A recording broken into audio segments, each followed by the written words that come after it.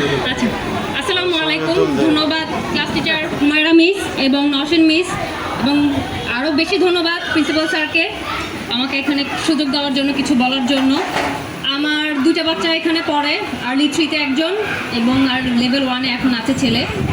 তো সর্বোপরি সব ব্যবস্থাপনায় সব কিছু আলহামদুলিল্লাহ সব ভালো, কারণ আমি সেই মহাখালী থেকে এসে বাচ্চাদের পড়াচ্ছি, বাচ্চারা খুব আনন্দ নিয়ে পড়ছে।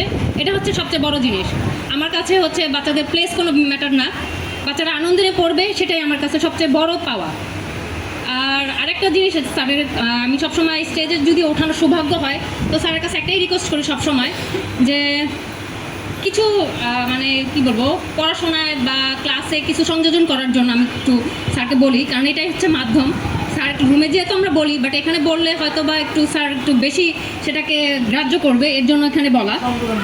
সংযোগটা হচ্ছে যে এখন লেভেল 1-এ যেহেতু সায়েন্স প্রজেক্ট আছে, তারপরে হচ্ছে আপনার সোশ্যাল সায়েন্স এবং জেনারেল নলেজের অনেক বিষয় নিয়ে পড়া হচ্ছে, সেটা যদি প্রজেক্টরের মাধ্যমে বাচ্চাদের একটু ভালোভাবে পড়ানো হয়, এবং ম্যাথের কিছু কারিকুলাম আপনাকে আজকে দেখানো হলো, সেটাও যদি বাচ্চাদের একটু বলা হয় প্রজেক্টরের মাধ্যমে দেখে ক্লাসে বললে বাচ্চারা ভালোভাবে নিবে।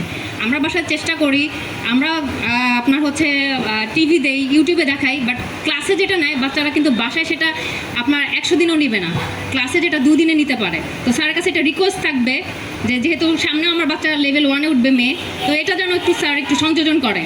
ইনশাআল্লাহ আমি আমার বাচ্চাদের এখান থেকে নিব না, স্যারের কাছে এটাই রিকোয়েস্ট, স্যার যেন এগুলোতে খুব এফোর্ট দেয় বাচ্চাদের এই বিষয়গুলোতে। ধন্যবাদ, থ্যাংক ইউ।